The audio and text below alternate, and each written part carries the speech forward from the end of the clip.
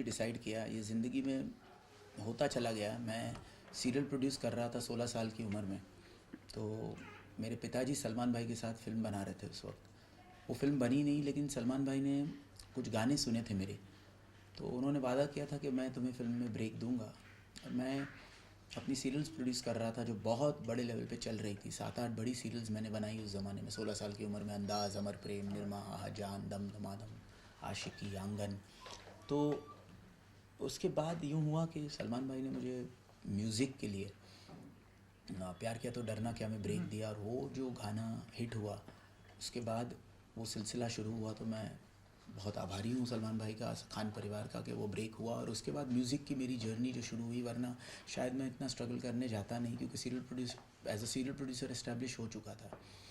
तो प्यार किया तो डरना क्या से लेकर फिर आज 650 हिट गाने हो गए, 120 फिल्में हो गई। ये 100वीं फिल्म टी सीरीज़ के साथ है, 10वीं फिल्म एज एन एक्टर हुई है। तो बहुत कई जो जितने भी ज़िंदगी के पड़ाव थे, पहले गाना एज अ कंपोज़र, पहला गाना आशिक बना एज अ सिंगर, और आपका सुरूर मूवी या एल्बम आपका सुरूर या रियलिटी शो, सारे पहले जो पड़ाव थे वो सब हिट रहे। तो आगे और बहुत काम मिला, और वो काम को निभाने के लिए जितना हो सके कड़ी मेहनत कोशिश की, और वो ऊपर वाले ने आशीर्वाद दिया और वो सब चीज़ें चली।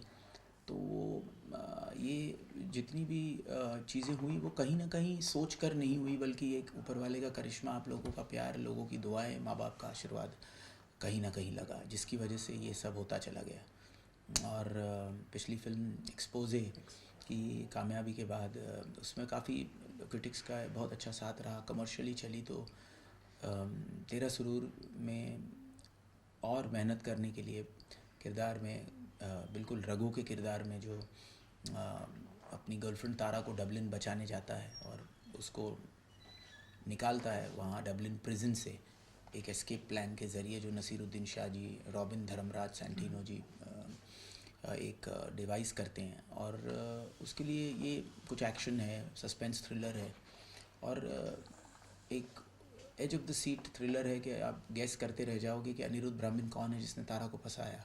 शेखर कपूर जी हैं, कबीर बेदी जी हैं। तो larger than life, beautiful visuals, beautiful music and अच्छे परफॉर्मेंसेस हैं। तो उस कैरेक्टर में रघु के लिए एक शेप में आना ज़रूरी था। तो उसके लिए अगेन बहुत मेहनत की, जिमिंग की, वर्कआउट किया। 8:30-9 बजे के बाद खाना बंद कर दिया बिल्कुल। सो एक अपनी तरफ से जितना हो सके मेहनत की है, and we tried to made a product and we are very happy with the film. Now we are waiting for people to react on the 11th of March. सबसे वैसे वो तो देखिए, मेरे लिए ये था कि जो भी करें वो दिल से करें, मोटिवेटेड रहें। और जैसे म्यूज़िक में हिट के बाद दूसरा हिट बनाने के लिए बहुत सारे और गाने बनाने पड़ते हैं, फिर सैम्पलिंग करते हैं, फिर जो सबको पसंद आता है वही रिकॉर्ड करते हैं।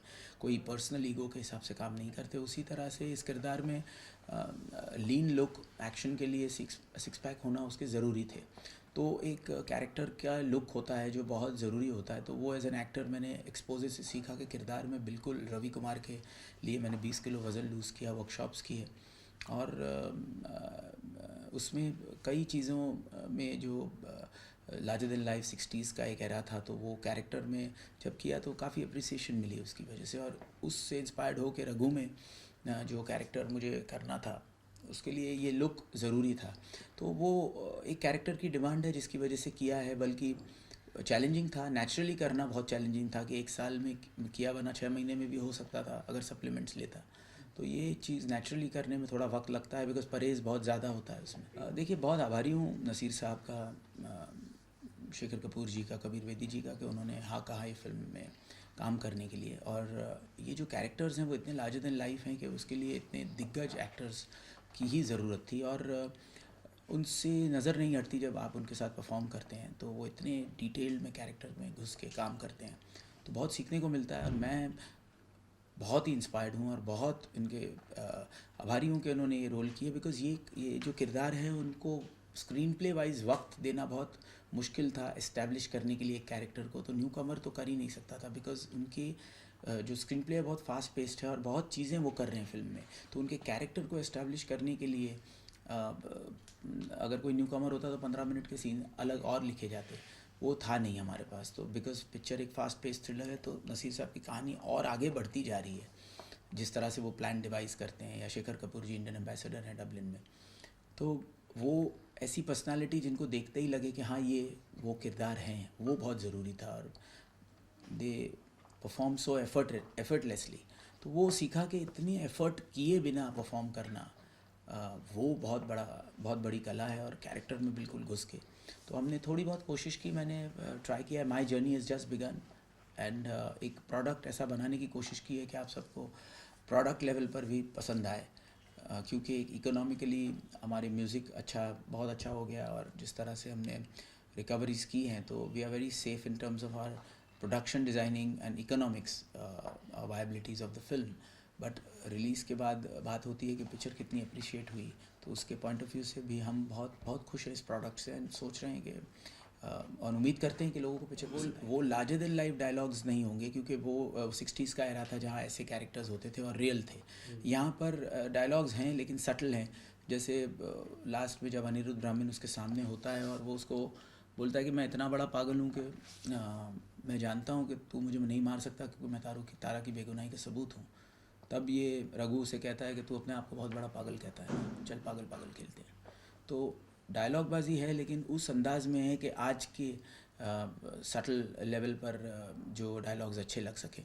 और मुझे लग रहा है कि इस फिल्म में जिस तरह का edge of the seat thriller है कि फर्स्ट फ्रेम से ही फिल्म अपनी कहानी में ऑलरेडी शुरू हो जाती है, कि आपको गैस वर्क रखती है, आपको ग्लूड रखती है। और सुरूर का जो दर्द है कि हर इंसान ने कभी ना कभी किसी न किसी से प्यार किया है, उसी प्यार के नाम ज़िंदगी कुर्बान, ये जो मैसेज है पिक्चर का, जो सुरूर एल्बम से चला आ रहा है या सुरूर फिल्म में था, तो वो दर्द का एहसास है। रघु और तारा की प्रेम कहानी है, लेकिन एक बहुत ही इंटरेस्टिंग इंट्रीगिंग थ्रिलर के साथ है, एक्शन के साथ है। डबलिन के बहुत खूबसूरत लोकेशंस है और बहुत ही टावरिंग परफॉर्मेंसेस हैं नसीर साहब के, शेखर कपूर जी के, कबीर बेदी जी के। मैं बहुत ही कम काम करना चाहता हूँ इन terms of my music, because track record एक बरकरार रखने के लिए कम से कम काम, लेकिन अच्छा काम।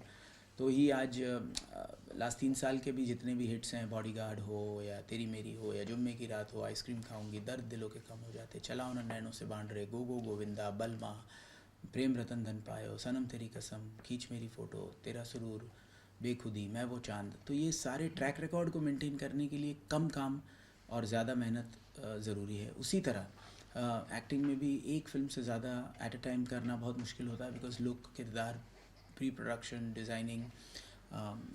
तो मैं कम काम करके एफ़र्ट पूरा डालना चाहता हूँ, ताकि जो एक्सपेक्टेशंस है उसे पूरी कर सकूँ।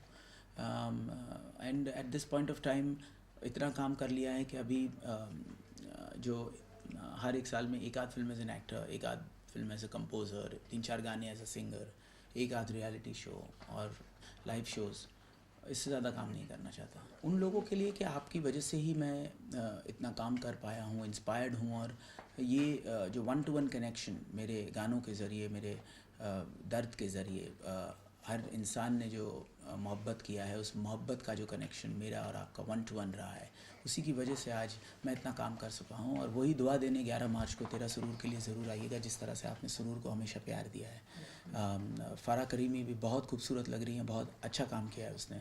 और आपको एक बहुत ही एंटरटेनिंग फिल्म मिलेगी 11 मार्च को, जो 2 घंटे में आपको बहुत बहुत ज़बरदस्त thrill, action, drama, passion, romance and entertainment